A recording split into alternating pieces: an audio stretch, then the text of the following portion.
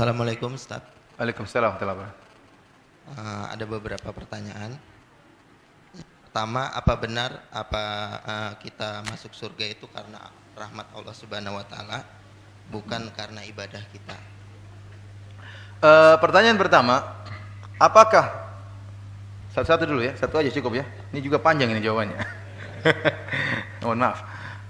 Pertanyaannya, apakah benar kita masuk surga karena rahmat Allah dan bukan karena amalan kita? Saya katakan bahwasanya amal soleh merupakan sebab masuk surga. Terlalu banyak ayat yang menjelaskan akan hal ini. Kalau kita buka Al-Quran, semuanya isinya tentang amal soleh dengan surga.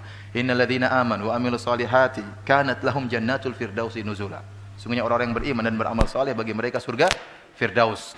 Udkhulul jannata bima kuntum ta'malun. Masuklah kalian surga dengan sebab apa? Amalan kalian. Wa yubashshiral ladzina ya'maluna wa yubashshiral mu'minina alladzina ya'maluna shalihati anna lahum ajran hasana makithina fihi abada. Dan beri kabar gembira kepada orang-orang yang beriman. Siapa? Orang-orang yang beramal soleh, bagi mereka ganjaran yang indah, yaitu surga, makithina fihi abada. Mereka kekal dalam surga selama-lamanya. Artinya apa? Sudah perkara yang ma'ruf bahwasanya surga, amal soleh merupakan sebab untuk apa? Masuk surga. Bahkan bukan cuma sebab untuk masuk surga, bahkan sebab sebagai barometer bagi Allah untuk menentukan derajat orang di surga. Walikullin darajatum mimma amilu, bagi masing-masing derajat sesuai dengan amalan yang mereka lakukan. Allah Maha Adil. Allah tidak akan samakan antara orang yang salat malam dengan orang yang tidak salat malam. Allah tidak akan samakan orang yang rajin bersedekah dengan orang yang tidak bersedekah. Allah tidak akan samakan. Kalau sama-sama masuk surga, maka tingkatannya apa? Berbeda. Apa yang membuat Allah menjadikan surga mereka berbeda? Karena apa? Amalan. Ini jelas. Dan metode tafsir yang benar, kalau ada, jadi Allah menurunkan ada ayat-ayat yang muhkam, ada ayat yang mutasyabihat. Dalam surat Al-Imran Allah berfirman, "Huwallazi anzala 'alaikal kitaba, minhu ayatum muhkamatun hunna ummul kitab wa ukharu mutasyabihat." Dialah Allah yang telah menurunkan kepada engkau Al-Qur'an. Di antaranya ada ayat-ayat yang jelas, yang muhkam. Wa ukharu mutasyabihat. Dan di antaranya ada ayat-ayat yang kurang jelas. Yang muhkam ini yang jelas maknanya tidak bisa ditarik ulur, jelas maknanya demikian. Orang lihat di zahirnya sudah mengerti. Adapun yang mutasyabihat maknanya ambigu, bisa tarik ulur. Orang bisa menafsirkan dengan seenak dia. Maka metode tafsir yang benar, kalau ada ayat-ayat yang kurang jelas, dan ini jarang, kita kembalikan kepada ayat-ayat yang jelas. Maka ayat yang kurang jelas ini kita kompromikan dengan ayat-ayat yang sudah jelas. Ini metode tafsir yang benar. Bukan sebaliknya, ayat-ayat yang begitu banyak jelas kita buang supaya dikompromikan dengan yang kurang jelas. Ini penafsiran yang batil seperti ini. Dan itulah penafsiran Ahlul Bid'ah. Ahlul Bid'ah terkadang berpegang dengan satu hadis saja, semua ayat mereka buang. Harusnya hadis ini dikompromikan dengan ayat yang begitu banyak, bukan sebaliknya. Bukan ayat yang banyak, hadis yang banyak mereka buang gara-gara satu hadis. Oleh karena kalau kita Murji'ah, kemudian Mu'tazilah, Khawarij berpegang dengan satu hadis saja. Satu hadis, dua hadis, kemudian begitu banyak ayat mereka buang semuanya. Ini cara penafsiran yang keliru. Ini cara penafsiran Ahlul Zaig. Kata Allah Subhanahu wa taala, "Fa ammal ladzina fi qulubihim zaigun fayattabi'una ma tashabaha min." Adapun orang-orang dalam hatinya kesesatan, kecondongan, maka dia akan mengikuti ayat-ayat yang mutasyabihat. Jadi saya katakan tadi, ayat-ayat tentang bahwasanya amal sebab masuk surga sangat banyak. Baik.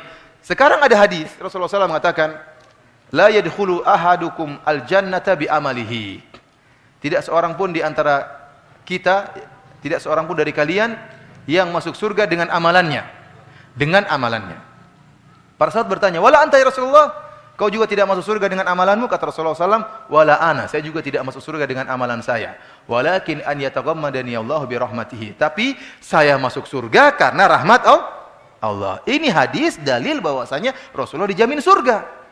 Dia menjadikan hadis ini sebagai dalil Nabi tidak dijamin masuk surga, padahal di ujung hadis Nabi mengatakan, saya masuk surga bukan amalan saya, tapi dengan apa? Rahmat Allah. Intinya masuk surga. Mau dengan amal atau dengan rahmat, intinya Nabi mengatakan, saya masuk surga dengan rahmat Allah. Berarti Nabi terjamin masuk surga.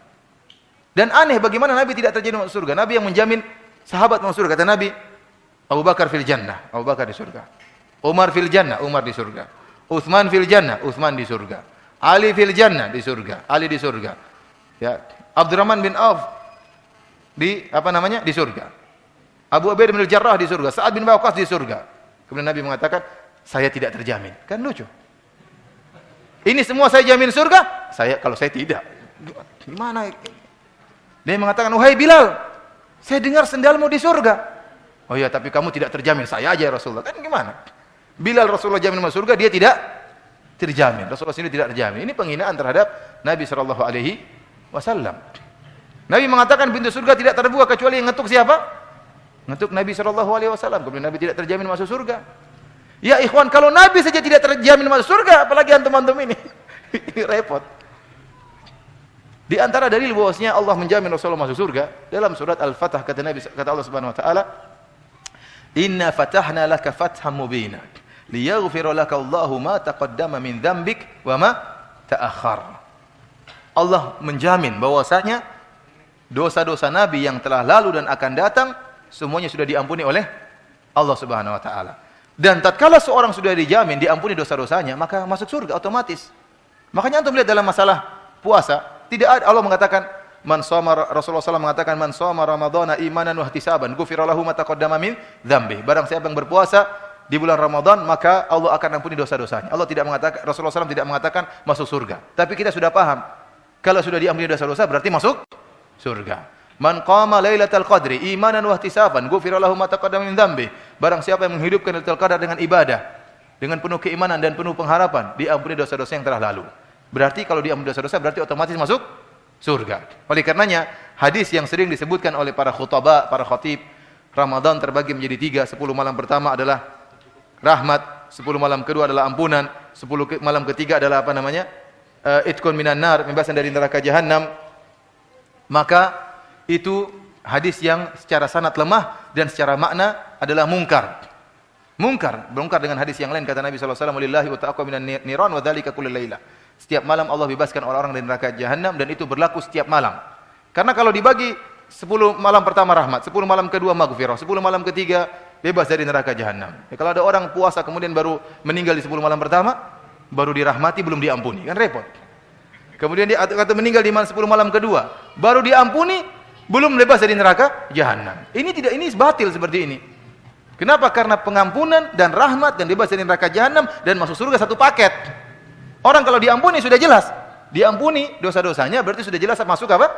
Surga. Oleh karena Allah mengatakan dalam surat Al-Fatah bahwasanya Allah telah menjamin Rasulullah diampuni dosa-dosa yang telah lalu dan akan datang, berarti Rasulullah SAW dijamin masuk surga. Taib, kita kembalikan kepada hadis tadi. Rasulullah SAW mengatakan tidak akan seorang pun dari kalian masuk surga dengan amalannya. Kata para ulama, sekarang kita sudah banyak ayat-ayat yang muhkam, hadis-hadis yang muhkam menjelaskan bahwasanya amal merupakan sebab masuk surga. Bahkan amal merupakan sebab tingkat-tingkat orang di surga. Lantas bagaimana dengan hadis ini? Maka cara penafsiran yang benar, hadis ini dikompromikan dengan ayat-ayat yang sudah muhkam. Maka para ulama jelaskan, maksud dari hadis ini, tidak seorang pun masuk surga dengan amalannya, maksudnya amal dia bukan merupakan tiket untuk bayar surga. Amal seorang bukan tiket untuk bayar surga. Ya ikhwan, tadi sudah kita jelaskan tentang bidadari. Bidadari yang antum akan, kalau antum masuk surga, antum akan nikmati bidadari yang begitu sempurna. Yang antum akan nikmati selama-lamanya. Sementara ibadah antum cuma sebentar. Antum ibadah berapa tahun sih? Sebentar. Antum mungkin sadar baru umur 30 tahun baru sadar. Ada yang sadar baru 40 tahun. Ada yang baru ngaji baru sebentar. Sebelumnya kacau balau. Mungkin taruhlah antum beribadah 50 tahun. Ibadah terus, sholat malam terus. Apakah amalan antum bisa buat bayar surga? Enggak bisa. Belum lagi sholat antum begitu, tidak khusyuk, mikir macam-macam. Belum lagi sedekahnya cuma sedikit, pelit-pelit gitu, terus membayar surga. Ya ikhwan, belum lagi dibarengi dengan ghibah, dengan namimah. Terus ini amalan antum membayar surga? Tidak cukup. Untuk bayar bidadari yang selama-lamanya, amalan antum, sujud antum, ruku antum tidak cukup untuk bayar bidadari. Satu bidadari saja, belum lagi 70 bidadari. Tidak cukup amalan antum. Oleh karenanya maksudnya, tidak seorang pun kalian masuk surga dengan amalannya, maksudnya amalan tersebut bukanlah tiket untuk masuk surga, bukan untuk bayar surga. Tetapi amalan tersebut merupakan sebab yang mendatangkan rahmat Allah untuk memasukkan antum ke dalam surga. Itu maksudnya. Jadi yang benar, seorang masuk surga dengan rahmat Allah dengan sebab amal soleh. Itu jawabannya. Saya ulangi, seorang masuk surga dengan rahmat Allah dengan sebab amal soleh, atau seorang masuk surga dengan sebab amalnya yang menyebabkan datangnya rahmat Allah sehingga dia masuk surga.